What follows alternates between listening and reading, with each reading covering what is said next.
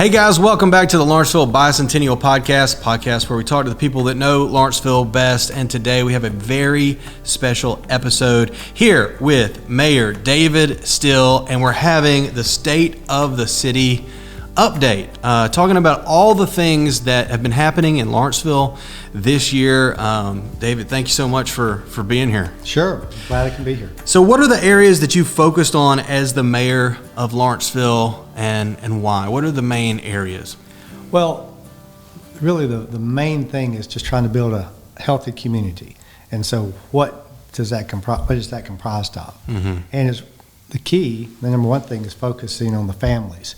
And so what changes do we need to make so that they can thrive? Because we have we're an old community, over 200 years old, and we do have concentrated poverty. So we've been looking to figure out how can we help the families that are living, at having such a low median income. Mm-hmm. And then how can we help those parents parent even? So we've got a faith community working on that, as well as our schools, because it's not only that the children need assistance, but also mentoring, but it's also the parents may not have been given good mentors. Mm-hmm. So we're looking to see what we can do as a city to help that. And so we are doing a lot of things to create a different vibe. We are focused on the center of our city, working with our Downtown Development Authority, and so that we can create a hub that has a good vibe to it. And from those we have, our award-winning special events. We were able to get the recast grant, which has really helped, $1 million a year to push into the community, to work on those children that are in jeopardy, and then also working with our homeless population with that grant as well. And then, of course, through recast, we've finally got what I wanted and dreamed for was to have a youth council, which is our legacy leaders. Right. And so that's all the kids coming from different schools, learning how to be great leaders, and then learning a little bit about the city and what it's comprised of. So great. And then, the internship program that we participate with Impact 46, has been really great to get the kids involved with. And then, of course, we want to be an arts city, and so we're working on that by having SOTA, and so the School of the Arts at Central Gwinnett campus.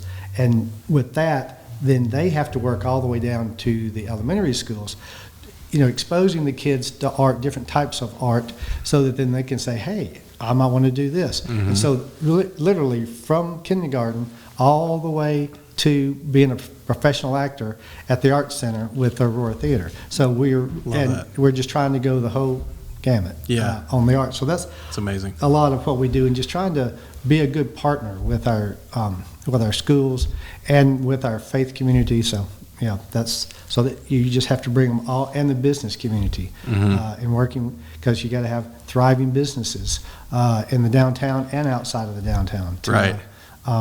You have to figure out what's going to help them succeed. Right. So you have a lot of perspectives, a lot of people, and you're coming at it from all kind of angles. And just trying to make sure that they are all heard. Yeah. So that is a key.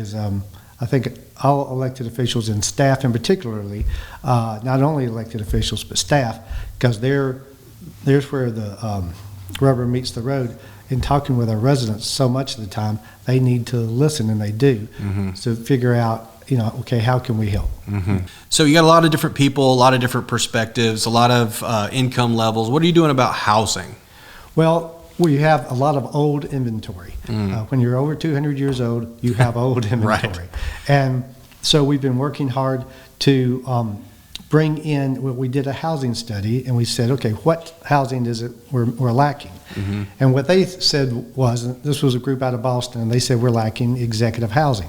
So executive housing is typically going to be housing that's going to be with the price points now, everything's changed, but around $800,000 and up. So, and we didn't have any. So now we're starting to have some infill of that in Lawrenceville, in the downtown area. That's great. Then we're also have focused on trying to assemble land. So one thing developers don't like to do is assemble land because they don't like to sit on all the various pieces until they have enough to do the project. So we really worked on through the Downtown Development Authority and the Lawrenceville Development Authority in assembling different parcels, and then we're able to then sell it to the developers that will come in and build the housing. So we've got one project that's going to be 63 units that'll be right next to Central Gwinnett. Wow. And then we've got another, and that was 17 acres we put together. We've got another one that's 40 acres, and that might be a mixed-use product with all types of housing. And then we work to make sure we get quality housing in. In the 70s, there wasn't, some of the construction was not really up to bar. It was subpar. So we're trying to make sure that this housing will last, because what I have to look at is, when I'm talking to developers, is, what will your product look like in 25 years? Right. And when they tell me it's going to be, I don't look past 5 years, I'm like, well, I have to, because I'm thinking about my grandchildren and others. Yeah. So that's a key thing. And with our housing, one thing we found with the housing study is that we have over 30% of the affordable housing, subsidized housing for Gwinnett County is in Lawrenceville, and we only represent 3%. Oh my gosh! Wow. So we've got affordable housing covered, but it's that other end for the looking for the doctors and everybody that's coming to Northside with that huge expansion. We're wanting them to live here because only 4% of the people that work in Lawrenceville live in Lawrenceville. Wow, that's amazing. So it should be around 25%. So with all this housing and with all these people, you have safety. So what's going on with safety? Well, people want to feel safe. And so particularly when they're looking to see where they're going to live. So we have a very strong police force, and it's well liked by our citizens and also people outside of Lawrenceville that want to come and work here. So for instance, we just got a new bicycle unit, and it's going to have 5 people in it. It's been having 3, and we've added 2 more. And that really helps with our downtown area, with special events. It helps us have more of a close interaction with some of our homeless community, so that we can help them to get what resources they need and move to a healthy place. But what we do, which is a little different than the county has 1 officer for every 1,000, and we have 1 officer for every 400. So it really, and we have constant training, and it really helps them, and how to de-escalate. We have training on how to de-escalate, DEI training, all sorts of training, so that they can understand how to be great at their profession. So let's talk a little bit more about education. You mentioned soda earlier. What else is going on in the city? Well, staff has got me in a program that I really like. Is to read to kids. It's called the Mayor's Reading Program. Oh, great. And it also, our council does it as well. And so it's really neat to get to do that with the kids, and then listen to their questions after. So this is typically in elementary school. So what else is going on with education? Well, we really enjoy working with all our various schools and colleges, so I have to include GGC and how we work with them, and we're just trying to have them connected to our community through things like, I know that we're working on a 5K road race with them, and then we're also working so that they're connected, and we have trails that they can walk on to our community and us to their community. That's great. And then also we're working with their athletic department. We help sponsor many of their events there. Very cool. So we can have that connectivity. And so, for instance, I got to throw out the first ball at one of the baseball games, and awesome. Unfortunately hit the dirt right in front of the plate. Oh my gosh. But it's still waiting to mitt, so we covered it. So. And then, of course, you have the faith community. You have the church in Lawrenceville turning 175 years old this year. Amazing. Tell me what's going on with that, because you guys involve a lot of people in the faith community to help with programs and such. Well, I think to have a healthy community, you have to have a healthy faith community working on the community and working in the community. What we've learned is we have I have met with at least 25 pastors. And we have learned that their congregates, of course, do not live in Lawrenceville. Wow, interesting. They come from all over. Wow. They come from Yeah. Covington, Conyers. We have I know one person that goes basically from Fayetteville, Georgia, all the way to Lawrenceville First Baptist. Interesting. And so what we're trying to do is figure out having a lunch with the mayor we'll try to do this on a quarterly basis so we can get all the senior faith leaders in the room so that they can understand what Lawrenceville needs, and we can understand what they need, and we can see how can we all work better together so that we can make Lawrenceville a really healthy community. So. That's awesome. Very, very good. So let's talk about the growth in Lawrenceville. What has that been like? Because, I mean, if anything is constant in Lawrenceville, it's change. Yeah. Well, I would tell you that the growth has been very slow because you think of a plan, you come up with a plan. The city came up with master plan back in 2005. Wow, and we created comprehensive plans. So it's literally, I know that I started in 2003 working with the city on their master plan and with the downtown area. And then I got engaged in being on the Downtown Development Authority. But all these projects just take so much time. That's true. For instance, the hotel that we're looking to build, it's a high-end Hilton Tapestry, which is a boutique hotel. It'll have 120 rooms. Wow, yeah, but that's cool.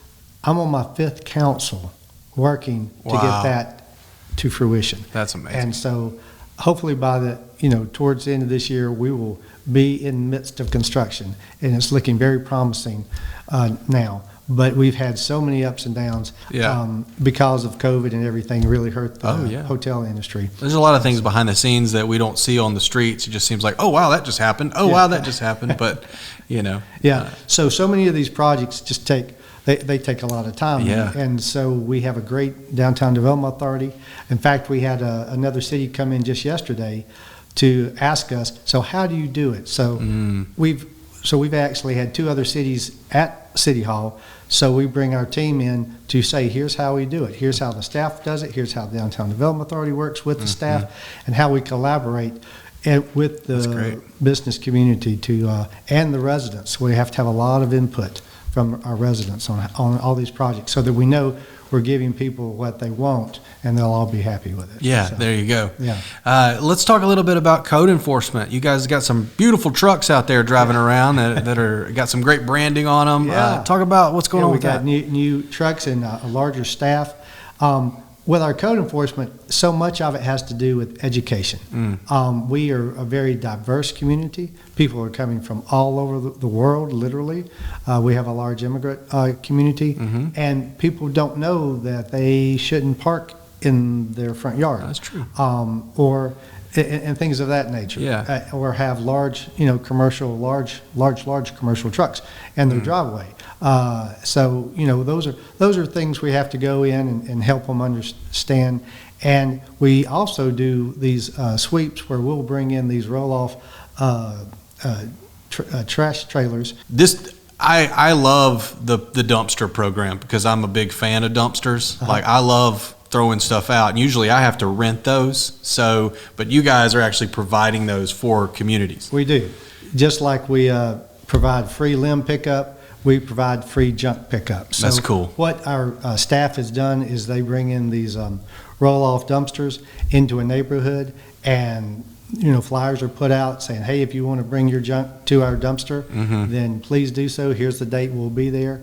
And so to date, that's awesome. Through just on 2024, 45 tons of trash has been brought by the neighbors to the dumpster when we take it to their neighborhood. Yeah, I mean, it's amazing. It just everything gets clean. Folks don't have to rent their own dumpsters. Right. It's a great program. Yeah, absolutely. And just as the city expands, as you got more going on, more places to be, let's talk about the walkability, because that's one of the great things that's always been true about Lawrenceville. Well, we've done a lot of things to make Lawrenceville, starting with downtown, more walkable.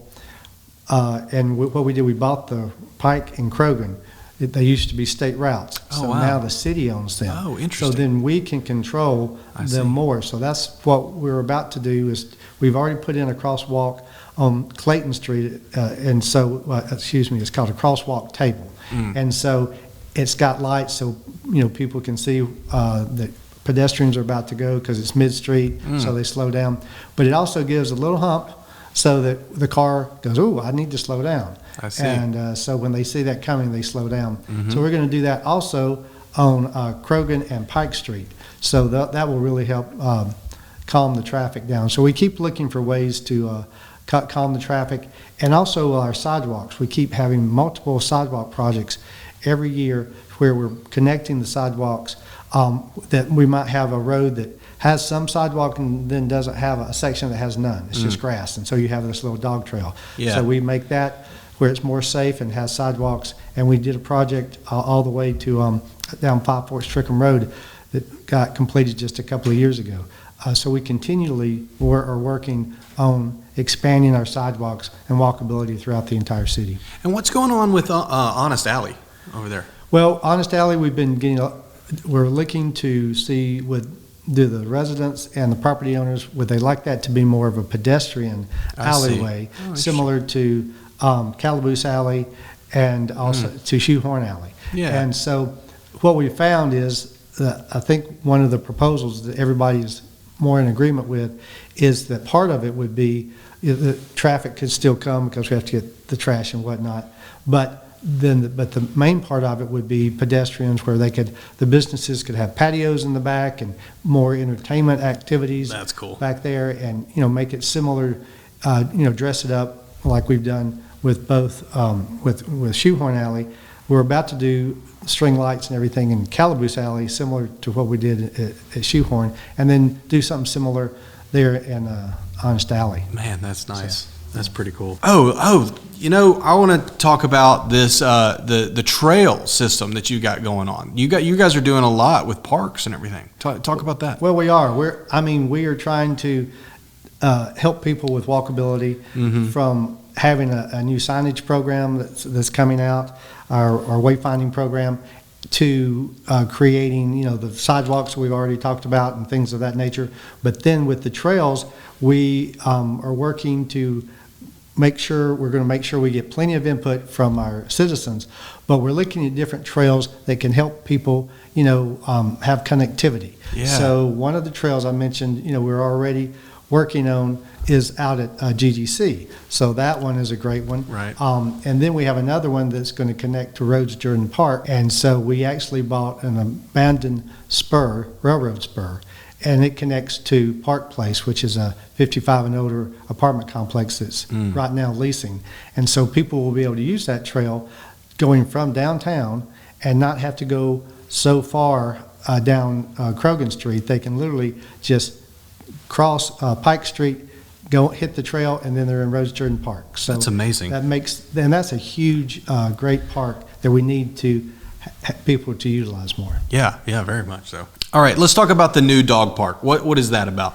Well, it's really cool. We have had so many requests over the years for a dog park. Where can we have a dog park? Because we're particularly in the downtown area, because we're trying to build that walkability, and people love dogs these days. Yes, they do. And so we built a $700,000 dog park for both large and small dogs. That's amazing. And we named it after one of our canine officers that passed away, and it's called HYRO Park. Very and cool. So there's a plaque about the officer on a podium that you can read when you get there, but it's got great water fountains, and it's got a special grass that can sort of clean itself and make it easy on our staff. So in that way too, you really can't have grass and dogs because the dogs wear out the grass. Yeah. We've had a lot of people, I've been watching people go to the dog park now, and keeping the large and small dogs separated gives everybody a lot of comfort. Yeah, that's great. What an awesome memorial for HYRO, and what a great place for all these pet owners. Living around the city. Yeah, pretty cool. They're loving it. So, want to ask you this question, but what are the greatest challenges that you face as mayor of Lawrenceville? Well, I think one of the key things is just making sure everybody is heard, because people will call or email, and I've sort of become the chief complaint officer, and so I have to make sure they've heard, and they're sort of surprised when you get back to them quickly. Yeah, they appreciate that. They want to be heard, and sometimes we can help and resolve the situation. Other times we can't because of other citizens. But then the fact that we're listening and we're responding makes them feel really great. Yeah, that is good. So that's one key thing in building community. With dealing with our concentrated poverty, because we're just shy of 20%, and we're chopping it down. But typically in Gwinnett County it's 9%. I think they're creeping up, and then we're creeping down. Working on that has been a challenge, in making sure that we, instead of displacing people, we're bringing other types of housing in, right, and doing infill, which is really helping. But another key thing, and I'm trying to figure out from a revenue standpoint how to take care of this. We have 30,000 citizens, and they're in Lawrenceville. They're in Lawrenceville at night, right? But during the day, we swell to 90,000. Wow. So we have 60,000 people that come into the city that are not helping carry the burden. Another problem we have is that even though they're creating jobs and stuff and going to our restaurants and everything, right? They're not on our tax base. Right. And then another problem we have is 40% of our property cannot be taxed. It's tax exempt. Oh, wow. And it's typically 20%. It's what it's supposed to be. But since we're such an old city, and over time in the county seat, you have the state come in and buy property, you have your county government, you have your county school system, you have the hospital, you have the jail, you have all the nonprofits want to be here at the county seat, and all your churches. So when you add it all up, it's a huge number. And so that means that the tax burden has to go to our very few residents. Wow. And so that's what we're struggling with, on that, because we want to be really good with our quality of service that we give to people. Like I mentioned, with our police and everything, and our code enforcement, but then we have to have a balanced budget. So and no one likes taxes. So how do you blend that and work it well together? So that is something that's a burden to figure out how to do best practices and keep everybody happy about it. Sure.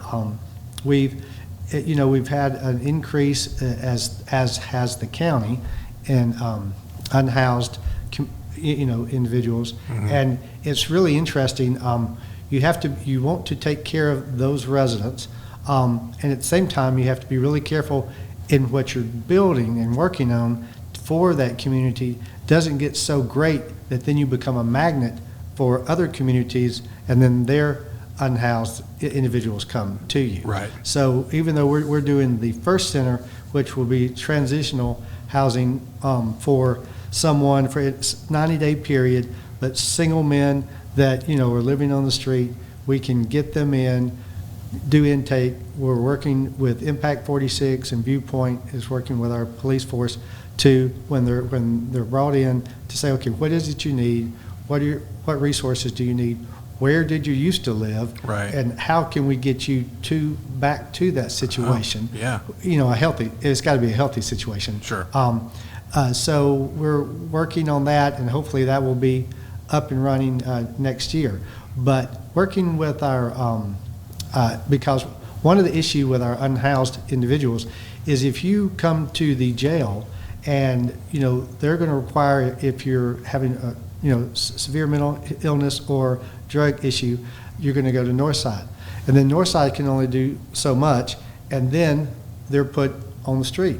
And so let's just say anybody that is using the county, any city or unincorporated Gwinnett, anybody that's picked up in that area is going to end up at Northside in City of Lawrenceville, and then they could possibly end up in our woods. Yeah.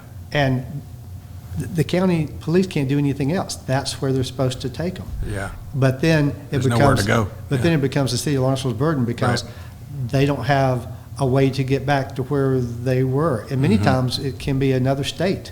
But we've we do know of situations where we've had other counties send people to Lawrenceville. Well, it's great that you're taking a proactive approach and just doing something about that Right, issue. because our co-responder program that we started first in the county, and the county is working on their precincts now in other cities, but that co-responder program where you've got a clinician going with the police officer to deal with somebody that's having mental health issues, and then also having caseworkers that work with them, and we've expanded that program, has really dropped our arrests in that area because they don't need to go to jail.